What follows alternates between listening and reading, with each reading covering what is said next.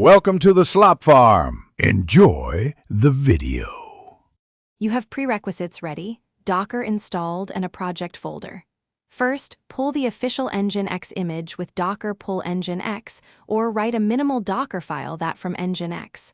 Once done, add a simple index, HTML, and place a basic Nginx conf in a conf D directory so you can mount it. Next, run docker run dname webp 8080 $80v pwd/html /usr/share/nginx/html v$pwd/conf d/etc/nginx. Now you shift to a repeatable setup by creating Docker Compose.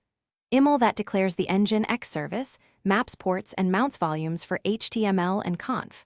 Once composed, include restart, unless stopped, and environment labels if needed. Make your Nginx conf include upstream blocks, gzip settings, and caching headers. This explains why mounts are essential. Then run Docker Compose upd to build and launch. Make sure to validate with curl http://localhost 8080 and inspect Docker logs fweb to catch config parsing errors early. Finish by adding TLS and hardening.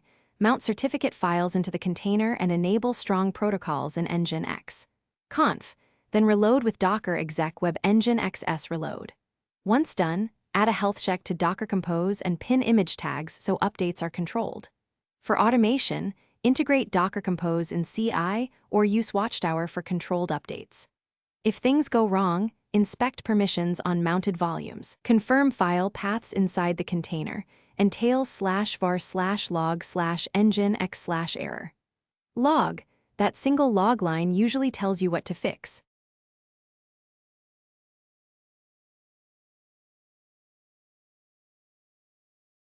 Thanks for watching.